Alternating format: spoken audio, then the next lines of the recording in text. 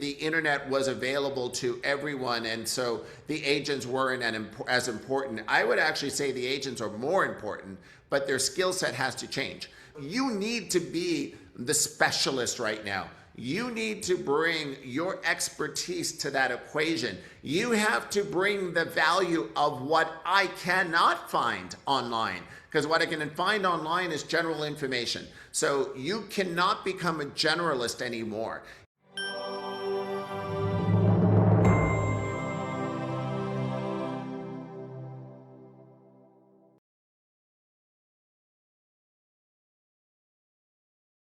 Everyone, Shaune Corbett, Real Estate Success. I am super excited. I've got none other than Michael Valdes with me. How are you, Michael? I'm doing great, Shaune. How are you doing?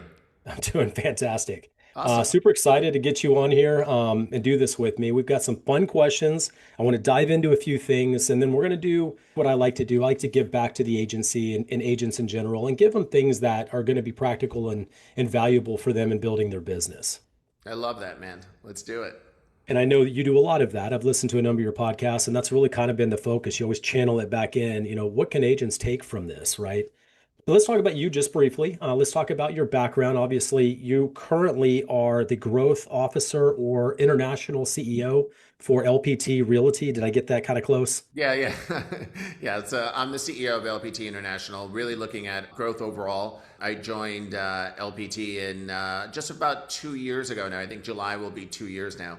And went from 10,000 agents in 20 states to 25,000 agents in all 50 states, 5 Canadian provinces, a new luxury brand that I also am the president of that's in 20 states and 4 countries. So we've been busy.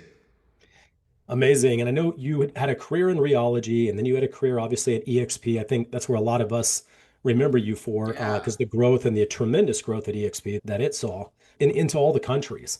It's funny looking back. I don't know if that was, I know that was part of the plan, but how fast it grew, I think surprised, I think a lot of us. Yeah, Um, listen, I think that it was the perfect storm. It was during COVID, right? And so EXP provided a platform where it was everyone that was remote needed a sense of community. And so it was the perfect storm at the perfect time. And I joined EXP in May of 2020, and they were about 20,000 agents, and I helped grow that to just under 90,000. And as you said, I opened up 26 different countries for them, all within a 2 year period of time. But I was there eventually for 4 years. okay, well, there's some humility there. Well, COVID helped grow it fast, right? But I'm sure you had a lot to do with it as well. Let's talk about why are you in real estate? How did you get into real estate? I know you did banking, I think, before you even got into I real estate. did. I was an investment Oh, banker for 10 years. I tried to retire. That didn't work. I got licensed for my own portfolio. I was buying a lot of real estate. I was in New York during 9/11, saw the second tower hit. Obviously, everyone's world changed that day, but it hit differently if you were there, and especially in the banking world. I decided that I lasted about another year at the bank, and then decided that it was just different, right? Everything was different. The world was different. Risk management changed. Everything that I was doing changed. The structured products that I was doing changed. And so I just wanted a break. And so I moved down to Miami, started buying property. And this was in 2004. This was not the Miami of today. And just started acquiring a lot of real estate. And at that point in time, got licensed for my own portfolio through a series of circumstances. I met the person who owned the first franchise for Sotheby's. I ended up running his operations and then created my own team. It was ranked in the top 1% of all agents in the state of Florida. Really focused on that. And then in 2010, moved over to the corporate side, moved to London, created the European network for Sotheby's, and ultimately came back and ran all global operations for Sotheby's. wow, an impressive resume. I love it. I mean, that's Thank that's you. big. And there's some things that I know even way back then, we can break it down into specific things that would help the growth and how you had success and how teams were able to sell more. I want to get to that a little bit later in the Yeah, interview, but that's really important. of Just course. things that set people apart. I mean, you've done this for so long and you've taught people and you've shared ideas. You keep things simple. I think that's usually a fundamental way to get things across. You complicate things, then things get distracted and they get, Listen, I always say that, especially now with all of the noise going on, all the consolidation, all of the different things that are happening in our industry, the lawsuits, everything else, a single agent listening to all of this, it's just the idea that it's a lot of noise. Everyone trying to figure out, what does it mean? What does the NAR thing mean? What does it mean that Compass is suing Zillow? It's sort of like, who cares? Go and do your business. Go and serve that consumer. Go and help somebody get into their home or sell their home. And when you quiet the noise, you go back to the core of the business. Those are the ones that are winning. I agree with you 100%. I think if agents could focus on the consumer and don't worry about a lot of the other things, they'll have great success. I agree. Um, how about one hot topic?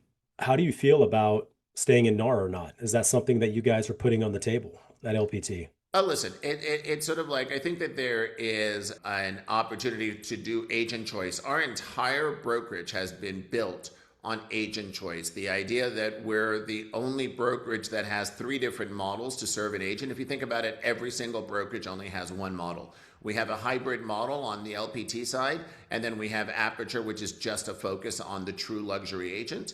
And so the idea that we have three different avenues for an agent to run the business that they want, we want to support what the agent's business is. I love that. So it's the flat fee up to 5,000, or it's the 15,000, 20% or 80% split, whatever. And then it's Aperture for luxury. That is correct. Okay. Make sure I Yeah. got the three. Okay. Yeah. Um, Yeah, and the NAR thing has just come up a lot for me. I know I'd really like to just leave it because I don't think they're consumer first. I don't think they're agent first. I don't know what they are. That's kind Listen, of been, they've had a lot of changes within their own organization as well. And they did a few mea culpas and trying to ingratiate themselves again with the agent community. And again, if you are an agent, again, it adds to the noise. I think we should just focus on the agent being able to serve their needs and their clients' needs in order for them to serve their families. I agree with you for sure. So the internet has brought about a big change, and I'm going back a little bit just to kind of get us to the cloud-based model. It brought information to buyers and sellers to their fingertips that made agents a little less valuable because buyers and sellers had access to information that we used to hold and control. And that also created opportunities for leverage, which big box offices don't really allow much leverage because they have such high fixed costs, right? You have buildings, you have infrastructure, you have admin, you have printing costs, and all these other goofy things that they would have. And then you would have phone time, right? This is way back. And then we get the cloud-based model. Obviously, EXP was one of the forefront people in that, or companies in that, and that created the opportunity to be able to offer everything that the big box could offer on a cloud-based platform. And there are a number of them that spun out, from that. Fathom is one. Do you know Fathom Realty? I know it well. Yes, Yeah. Okay. Well, I know all of them. I know you live here in Dallas Fort Worth as one of your homes. I did sit down and interview with Josh Harley about the way his model exploded and grew, and it grew during that exact same time. They're taking advantage Sure. of those opportunities. Well, LPT is kind of in that same vein. How is it different than the other cloud-based models that have already pre-existed? You offer the different plans, but is there something significantly that says, you know what, this is going to answer the future and people are betting on it? Because you went from 10,000 when you joined 2 years ago to 25,000, which is a very large amount. That's probably putting you at number one in growth, I would guess. It has. Yes. And so what is it about LPT? Can you help me understand that? Yeah, listen, I think it's the ethos of what we have. Our definition is that we are here to serve the agent's individual definition of success. We call it our IDOS. We're here to serve the agent. And so you hit a few things. It's the idea that we have a hybrid model to serve the agent at whatever point in their career that they are at. We also have the idea that LPT stands for Listing Power Tools. It was a brand agnostic marketing initiative that was started by Robert Palmer, our founder, prior to the brokerage being started. So it became the genesis of the brokerage. That was where they served the agents with what was the marketing materials. It was called the Little White Box. And it was the marketing materials and deliverables that agent used, and it used it again. It was brand agnostic. It was used across many, many different brands. And then the idea that we have the marketing, the training, we've actually been recognized by Apex Training as one of the best trainings in our industry. And so we really do serve the agent on all levels. Training, marketing, just the idea of the support and tools. We just had the Real Trends report that came out on Friday. LPT has done something that's never been done by any other brokerage. We have 5 out of the top 10 teams in America in one brokerage. That's never happened. And so we actually are able to serve teams at the highest level as well. So when you start looking at it from a single agent and from a team perspective, we really are the platform that can serve both and really serve that agent at the highest level and allow them to succeed. Okay. You say you get 5 of the top 10 teams, and that's anywhere in the US, right? Correct. Is that That was the enterprise, which is the highest level in Real Trends. So Real Trends does their rankings by different size teams. So we're talking the enterprise team, which is the largest size teams. So this is beyond what would be a mega team by definition. And so we have 5 out of the top 10 there. That's really great to me. And I know that they probably define because there's probably all kinds of qualifiers, right? There are. The way I think about teams in a lot of markets, like we met at Christy Cannon, right? Because so Christy Yeah. Cannon, very successful team in Dallas Fort Worth. I knew In her. fact, Christy Cannon became the #1 team in the state of Texas and became the #1 female team in the country. Wow, it's incredible. Yeah. Isn't I that mean, great? yeah, the volume is incredible. And Yes. you and I met there actually at one of the events. So that's Yeah. actually we met in person. And I've seen you a number of times since or before that. But that was, yeah, no, Chrissy Cannon's killing it for sure. She's And it's amazing. great. I just spoke to her yesterday. Great lady, great leader. I think that's great. I kind of think about, teams. A lot of people just say, you got the buyer agents, the seller agents, and then we all work together. And most of the time they'll run it under one person's name in order to really hyper focus and build. And it works great on MLS. It works great on marketing. It works great on a lot of different ways. I don't know what the differentiator is when you go to these beyond mega teams. Are they all still operating under the same team name? And now we're It evaluating team depends. name? It depends on how that team leader decides to run their business. They're all CEOs. We're only here to serve however they want to run their business. We don't dictate how they run it, which is also another differentiator when we look at some of our competitors that do have certain parameters for a team to qualify and operate under the rails of some of our competitors, where they say that a certain percentage has to be paid back to the team leader. And then the economics become a little bit harder for the team member within that team. And so we wanted to take all that away. We wanted to really, truly be a place that we can just support the entrepreneur and the leader in the business that they want to build. This is fascinating because a lot of brokerages still operate in a archaic system where they have strangleholds on a lot of things. Absolutely. What systems you can use, what platforms you can use, the way the percentages are split up. Yep. I think it's fantastic that you just give full, it's almost too much to consider. Like, well, how do I divide all this out? You almost have to like create some templates or something. Well, we Um, do. We also have another source where we come in and there are more operational efficiencies that we can add to a team leader and for team efficiencies. So there are other services that are more a la carte that we provide to the teams to also help them scale at a larger percentage rate. Yeah, I mean, anything to help scale. And I think we're going to see the unleashing of incredibly powerful teams as more brokerages are open to a more flexible opportunity. We think that teams are truly the future of real estate, where they come in. Imagine, a lot of these consolidations that are happening, they're creating behemoths in our organization. Compass is now 300,000 plus agents, 10 different brands. When you start sort of thinking about it, there's a great difficulty now with differentiation of individual brands within the consumer base. But also when you start looking at this, imagine if it was a team operating within one of the 10 brands now. What is their own sort of ethos? How do they separate themselves? And so someone coming in now in an organization like that is really difficult to find their own space. And so they'll find their own identity usually within a team. And so if we can now serve that team at a higher level, we are in essence serving that agent at a higher level. yeah, this is an important distinction because back in the day, brokers used to have some relevance or importance, and they don't anymore. We're in an industry It's that's much agent. harder now. Well, it is, and we're in an agent-driven business, right? And it should be agent-driven. That's the one that has the touch system with the clients. I would tell Sure, people you could leave whatever brokerage you're at today and join one tomorrow, and the clients are not calling that broker, they're calling that's you. So right. you have that controlling factor. So anything we can do to give agents more power is certainly going to be beneficial for the economy, beneficial to the consumer, and certainly going to it really expand our business at a better level. I think leveling the playing field and eliminating the broker names is a really clever way to help all industry. I don't think we need all these brands. The brands don't mean anything anymore. It's harder to find that differentiation. I agree with you. So I do want to talk about, because you've gone through the IPO, in your prior company you worked with. So I've been an officer of IPOs before. I have never taken a company IPO. This is the first time, which is really exciting for me as well. Oh, that's right, because you came in after they were IP. Okay, you're right. So and Robert spoke to this. What's the holdback? Because he has already the size and the opportunity to go IPO today. And I know there's things that he's looking for and he just hasn't felt comfortable.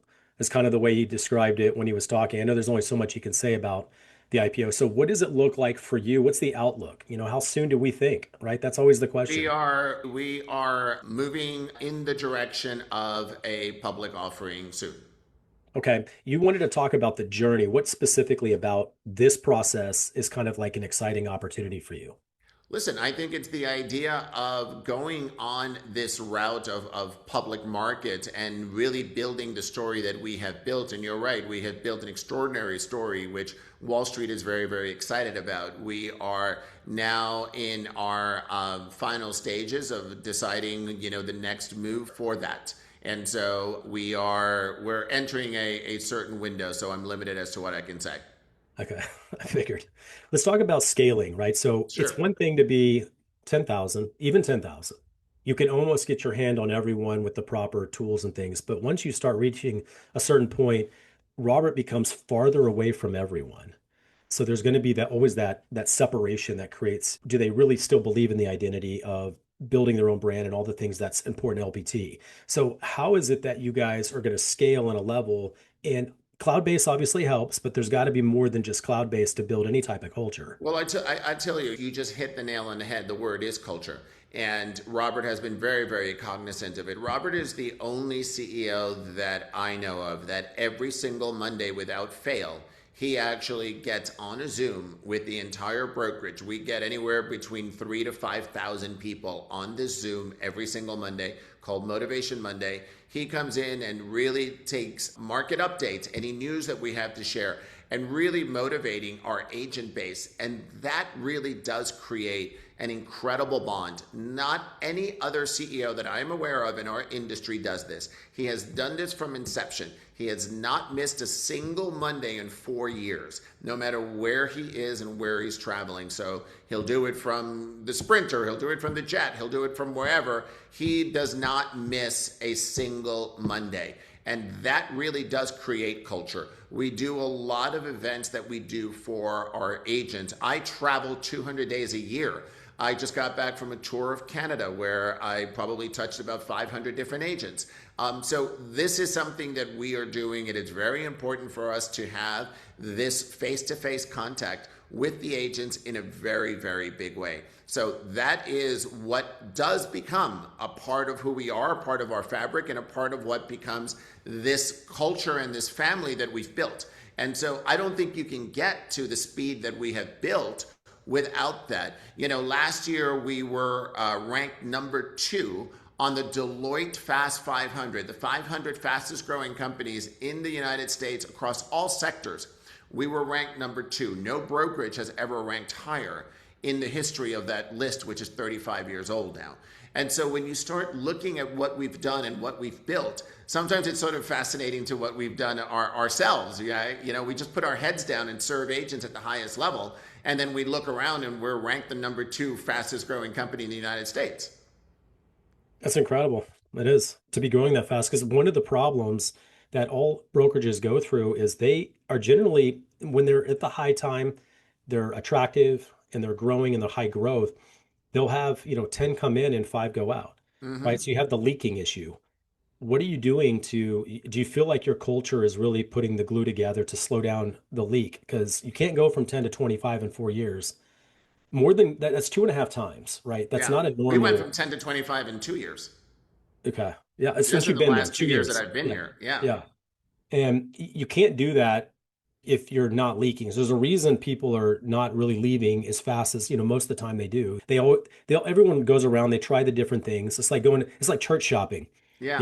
You want the Yeah. right flavor, you like the Yeah. sermon, you like this, but here, well, I like this part of it, but I don't like that. And I think over here is going to be greener, so I'll go over there. Our There's always attrition that. is infinitely lower than most of our competitors. And I think for a variety of reasons, we really are just giving a fair value to the agents as far as an economic model that they can pick.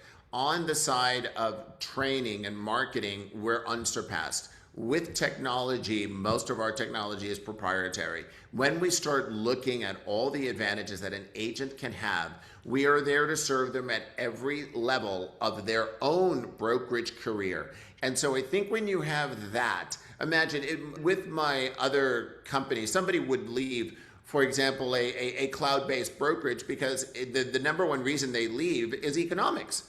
And if somebody's on an 80-20 and they are in a rough spot, I mean, it's been a tough industry the last couple of years. And when somebody is paying somebody out 20% of their commission dollars before they cap, most of those agents are not capping. They will leave to a flat fee model.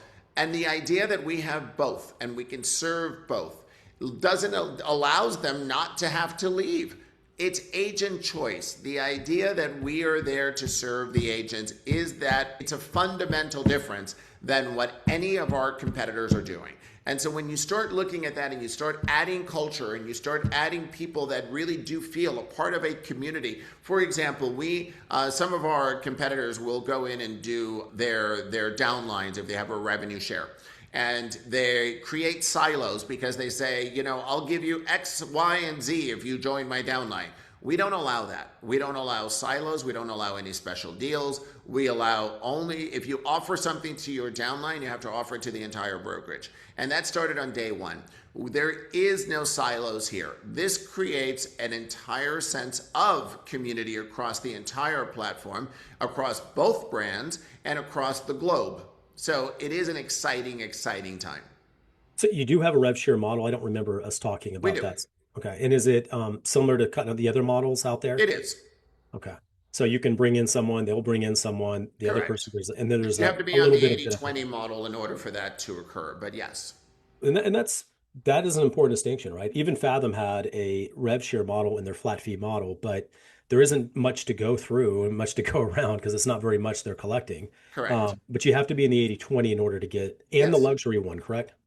The luxury it allows that as well. Yeah. Okay. That's a good distinction. All right, let's talk about future, right? You hit 25. Okay, great. We've arrived. So I assume, Michael, you're not set with arriving at 25. We have a future and direction we want to go. What does that look like and how do we get there, right? So where are we trying to grow to? Listen, it's not about an agent count number, and I think that's where a lot of our competitors sort of miss the mark. It's how you're serving those agents. We are very much cash flow positive, and we have zero debt. And so when you start looking at where we have responsibly been able to grow a business without any debt, without any large encumbrances, it can be done. And what is important to state is that we have done it. We are extremely profitable. And we've been able to do that at still serving the agents at the highest level. So for us, it's not a magic number because, to your point, it's a lot of people walking out the back door too. So it's agent productivity, it's serving the agent at the highest level, it's being able to start looking at the retained company dollar, the gross margin, et cetera, et cetera. And so there are different metrics that we're using. And so we're using metrics that matter to the agent, that matter to Wall Street, and we are aligned.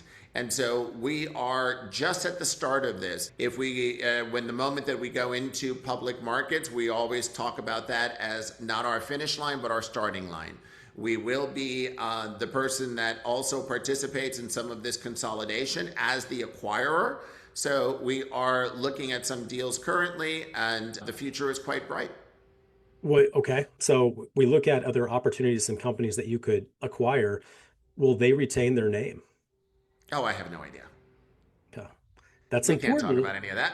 And I'm going to ask questions. Sometimes you can, sometimes you can. I Of know the course. bound. Yes. And I think about there's no reason to retain the name, but I realize because they think it's important, but the public doesn't, and I know these are things you have to guys sort through Yeah. because the name has some value, it's some intrinsic value, but it's not Depends on self. the name.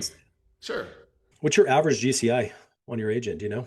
I don't think we're going to be talking about any of that because we're going to start entering into a quiet period as we go into things. So we'll be very careful as to what we can do as public statements. Okay. All right. That goes to the other one. I'll take that one out too. All right. Okay. Mindset. What's our mindset we need to achieve that next level? What's that? What's the mindset?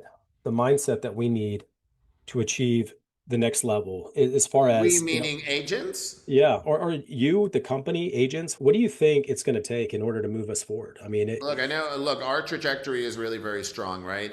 And I think one of the things that we're saying is that we need to dream big enough so that everybody else's dreams can fit within that. And so that is a very strong statement to say. And so, whatever anybody else's dreams are, we need to make sure that our dreams are big enough for their dreams to fit into it. And so that's something that holds very, very dear to Robert. In fact, we do a conference and a mastermind called Dream Big in Montana, in Big Sky, Montana. And so we've got that coming up in July, and that's for some of our top team leaders. And we start looking at and going into like really deep stuff with their P&Ls, with their production, with their growth, with their scaling and everything else. And it's a very tight mastermind, but it's a very powerful room to be in. And so the idea for an agent, if you were to ask me, how do you get into mindset of the next level? Literally, the idea is believe you can, right? I mean, a lot of people are leaving this industry to say, I'm tapping out. I can't do this anymore. And so it's that old sort of like saying by Henry Ford, if you believe you can or believe you can't, either way, you're right. And so if you believe you can, guess what? You will find a way to get there. And so it is, to your earlier point, an agent coming in and being the brand. An agent has to understand how they brand themselves. And there was a comment that you made earlier also about how the internet was available to everyone, and so the agents weren't as important. I would actually say the agents are more important, but their skill set has to change. Because yes, information is available readily, but what isn't available is I can find out the house that I may want to buy in the Hamptons next, but I don't know what the lifestyle is in Amagansett as opposed to Southampton. I haven't lived in the Hamptons in 20 years. And so I don't know what that is now. I need an agent to tell me what is the value of coming in and buying in one Hamptons town over another, and what is that value that you're bringing in. So you need to be the specialist right now. You need to bring your expertise to that equation. You have to bring the value of what I cannot find online, because what I can find online is general information. So you cannot become a generalist anymore. You have to be that specialist, and the value that you add to that client is how you now earn your commission. no, it's true. I think niches are in the riches, right? Or riches are That's in the it. niches, right? One or the other. And it's important to really drill down to a very specific value proposition you can offer buyers and sellers. And it doesn't mean you can't sell outside of that, but when you connect, if I say certain things to you, Michael, about the Hamptons of what's been important, then all of a sudden, oh wow, this guy knows about what I'm looking for. He knows Sure. what's emotionally interesting to me. And AI can't replace that yet. That's right. You know, that's certainly an element. How do you see agents competing with the AI element, right? I mean, that's a big change for a lot of us, and I think all of us should embrace it. There's no way we can stay competitive if we don't embrace a lot of it. Well, So, what do you I think? don't think we should look at AI as a competitor. I think we should look at it as a tool as we continue to grow our business, right? And so start thinking about it. Look, I think AI is going to be an amazing part of the future of not only our industry, but obviously the world. And when you start thinking about, like, let's just look at something like a global MLS. Everyone's been talking about this for decades. AI could actually become the global MLS because people are using it now. People are saying, look, I'm going back to the Hamptons article example because I'm looking for a house in Hamptons. So I'm looking at this and I'm going to say, who are the top 10 brokers in East Hampton? Guess what? ChatGPT is going to give me an answer. So Sure. if you're an agent in East Hampton, you've got to reverse engineer this and say, if your name is not one of those 10 that pop up, then if I'm an agent in East Hampton, I would use ChatGPT and saying, I'm an agent in East Hampton. I just did a search as a consumer. My name didn't pop up. What are the 10 things that I can do to have my name populate on this as an answer. Reverse engineer AI. Don't be afraid of it. Have that be a tool in your toolbox where you actually go in and do this, and start doing those exercises, by the way, because you have to use AI as a consumer would, so that you actually end up as the answer. That's good. We've been doing a lot of this, because I do a lot of free training and helping agents, and I bring in speakers. And that's one of the big hot topics, right? Is how agents in general are afraid of it. They don't know how to use it. They don't, Yeah, even do the basics, but learning how to become a searchable item in Google or anything else, because Google now has it built in when it searches. Now it's built in at the that's top. right. I need to have, confidence in buying a home that fits in my price range and someone that knows the area. Then they will be able to recommend you if you can properly set yourself up. That's really good advice. I love that. Let me Yeah, ask you a real simple question. sure. We'll tone it down. I'll take less of the pressure off the companies and all the things you can't talk about. What would be three things that you would recommend agents starting out? These are questions that you ask people in your interviews, and I think it's a good question. If you had someone new today and said, we're starting in this market today, you got AI, you've got all these cloud-based models, you got all these different directions.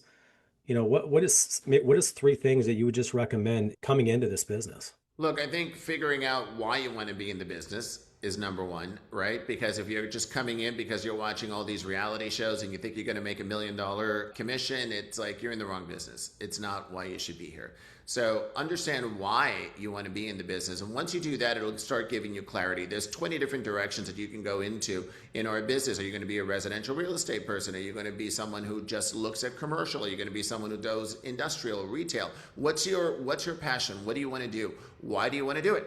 And then figure out now, how's your niche? How do you brand yourself? When you start thinking again about all the competitors that are out there, what's different about you? Why would I do business with you? There's over 1 million people that are part of NAR still.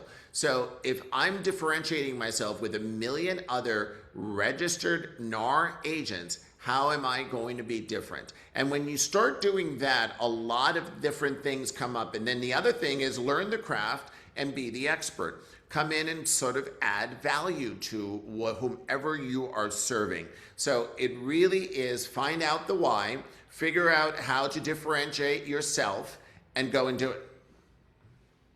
And I love that. I think if people could talk the language and act in the same way as their target audience and they brand themselves that way, the conversion's incredibly high. Absolutely. Because Absolutely. because you're on the same page, and everyone always has the same problem. Well, I don't want to exclude. I actually think about the same thing when selling homes. I only need about 10 buyers that are approved to buy my home. I don't need 20,000 people to see it. Yeah. There's a perception, and I don't know why agents don't do this, but they think the more people I can get seeing my house, the reality is it actually devalues the home. I'll give you some crazy ways of thinking about it, but it actually devalues the home because that means that many people won't buy it. But if I could just find the 10 buyers that are motivated, that want to buy, that are approved, and I only set them up in a 1 hour open house and force all of them through at the same time, the seller sells as fast as they can sell and they will get what they want. And the buyers feel like they have an exclusive access. Yeah, there's a sense of scarcity to it. It's a great method. Absolutely. Scarcity does a lot of wonders. I just wonder, we all understand that, most of us do, on the marketing element, where riches are in the niches and focus on one particular type. But instead, most of us try to capture everything, That's right. and we devalue our service, we devalue our value. I think it's fantastic. Let me ask you this. If you were writing a book right now, and I know you have a book we'll talk about in a little bit, what would you call this chapter in your life? God, you really did take all my questions from my podcast, didn't you? How about that? I'll uh, put you on the spot with that one. Scaling. Why scaling and why this chapter? Why now? I know we're going to talk about my book in a second because it was the impetus of why I wrote the book, because it's really about scaling. For me now just means impact for others. I have been very, very fortunate in my career. I started as an investment banker. I've had great success in real estate, and I'm in a position where I don't need to work if I don't want to. And as I'm doing this now, I'm doing this to create impact for other people. And that's really what truly fills my heart right now. I wish people could understand those that have created success and have wealth and done well. There's a altruistic reason for it, right? It's not to get rich or make money. I mean, you're kind of past that, but it's like people complaining about Mark Zuckerberg because he's a billionaire. He created so many opportunities. We all use Facebook. Yeah, I'm We not all complaining use about his. Mark. I think he deserves it. He absolutely does. And Yes. he's made more millionaires than that, that poor guy that just complains about him. Like he Yeah, and we're actually talking created wealth. today as Elon is supposed to sort of take SpaceX public and maybe become a trillionaire today. And if he becomes a trillionaire, that will make a lot of people very wealthy. And we Yeah, all look at the negative, like that seems like too much money, but he created it for everybody else. And he exactly created a right. product we need. So Exactly he right. so he deserves it. So you're in that space now. You want to take your skills and your tools and your abilities and help others and as many other people as you help. That's become kind of that new mantra of success, in some way. And you've probably been that way, I think, for a long time. But that really shows and creates that success feel, right? I mean, it's Yeah. amazing. Yeah. And there's always, I don't know, there's like this interesting sort of phase right now. And it was interesting. There was some people that have taken the book that I've written and really sort of going through and posting stuff online as going through the exercising and saying how it's changed them. And I actually was just trying to get stuff out of my head and onto a page. And the idea of how people are emotionally connecting to this, that was a new emotion for me. And it was funny. I called Robert up, and Robert Palmer, our founder, and he's a self-made billionaire. And so I said to him, look, I don't know where to fit this in. I don't know how to reconcile these feelings. And he said, it's so funny. He said, that's impact. That's when you've impacted somebody else and they actually are reciprocating that by letting you know. And it's interesting because it's a different phase of actually sort of having the impact come back to you and be reciprocated. So it was interesting. It's an interesting sort of stepping stone right now, but it feels good. And it's called Fire Your Family. Is that right? Fire your friends. Fire Your Friends. I wanted to go through and It's read harder it to fire your before. family. Yeah. Well, I'll tell you, it made me think something, and I don't want to speak ahead. And I Go wanted to ahead. read it before I got on the podcast with you, but it wasn't on Audible. So instead, I did all your podcasts, a bunch of those. That's what I ended up doing instead. That's my Yeah. homework I did. But I wanted to do that. I have a perception of what I think it's about, but now it's your opportunity. Tell me what the book is about. Actually, And what do you think it's about? so I have a lot of philosophies about real Yeah. estate. I've shared a couple of them. One Yeah. of them is none of us can get wealthy off friends and family. So stop obsessing about it. And the idea is we think that we hurt our feelings, right? Oh, my sister bought a house with someone else. Yeah.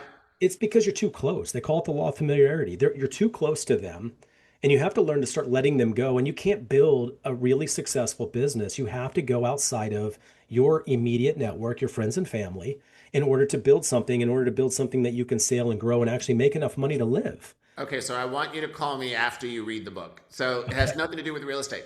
It's actually a life book, and so it's really about. We always hear that you are the culmination of the Yep. five people you spend the most time with, right?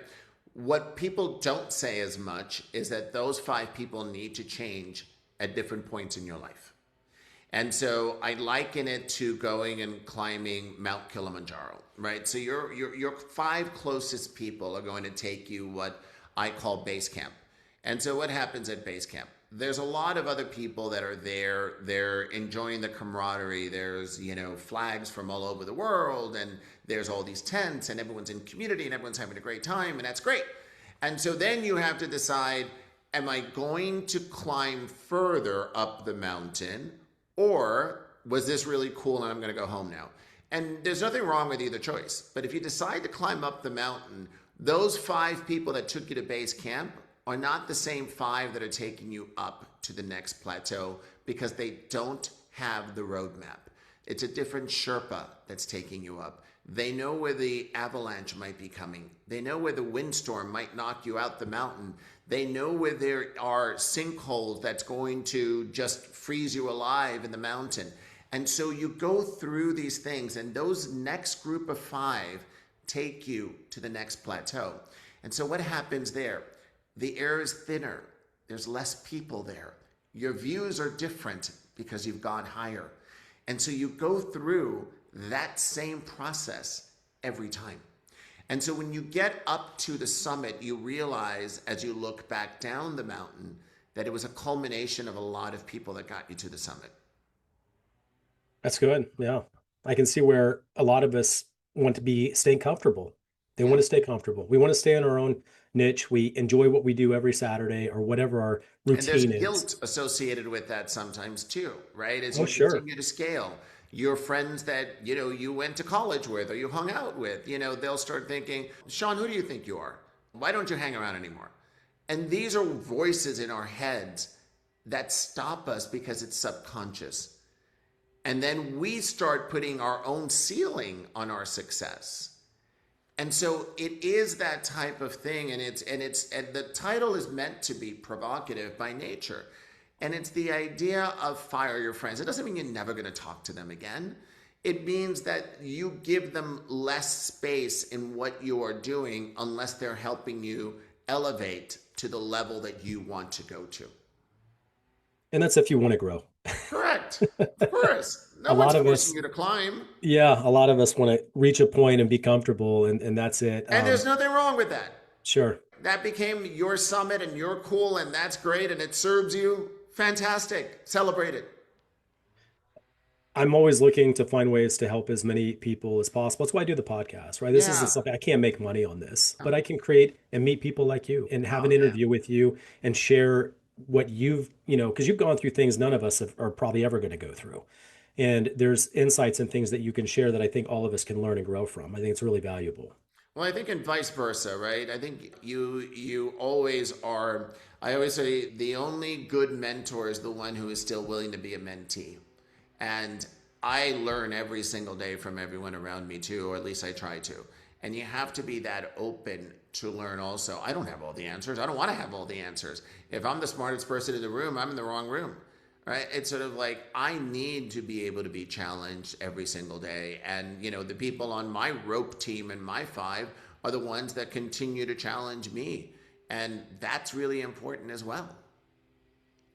Do you have friends that you've had most of your life still? Nope.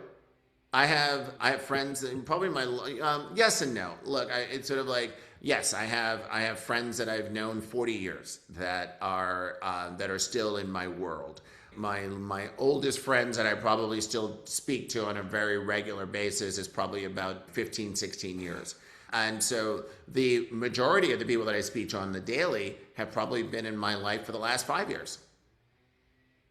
Do you have a coach now, and have you always had a coach? Going So back. I have had coaches at different intervals in my life, yes. And yes, I still do have a coach, yes. Yeah. I think any advice on that? What's your insight? Why would you need a coach? Because I think that there's always another plateau and another level to go to. And I think that there's somebody who can challenge you to think differently. And again, right now, mine is not about making money necessarily. Look, obviously everybody still wants to make money, but it's more of what you do with the money. And for me, it is that word of impact, which is really the word that resonates in my heart.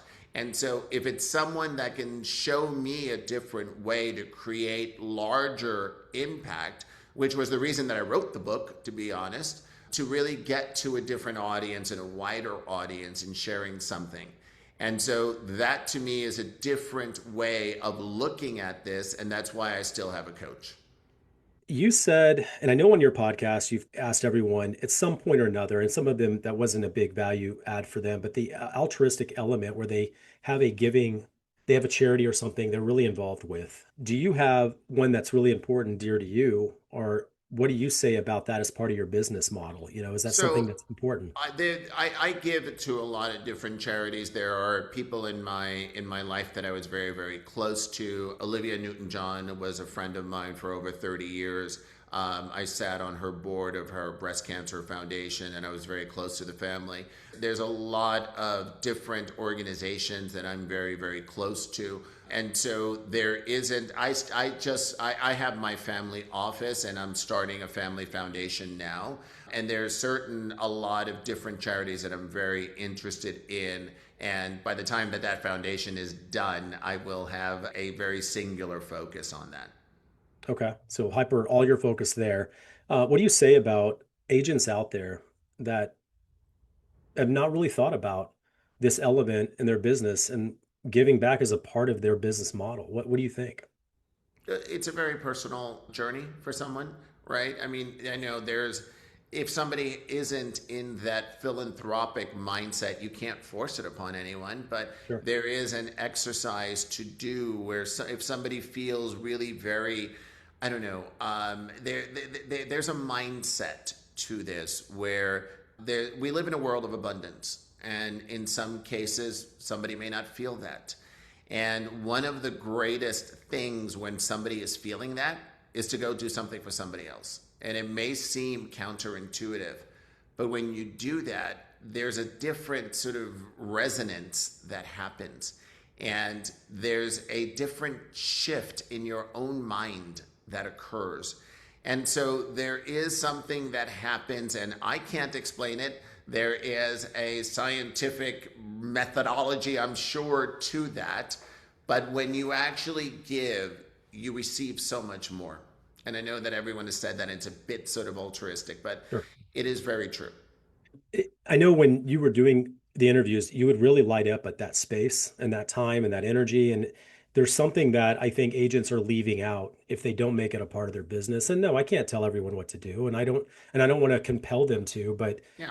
it's something that probably 95% of agents do not make it a part of their model. And I think that they're giving up, even in the twisted way of you creating an energy focus giving system. Like I do feed the hunger is one of the ones that I'm really hyper Hmm. focused on. And I share that as an important element of every time I close a transaction or get a referral, I'll give 25% to my charity, or I'll do one to them in their name. I love that. And I do a massive amount of, referral, and it compounds, and people are like, wow, that's amazing. And That's then they awesome. want to do more for you.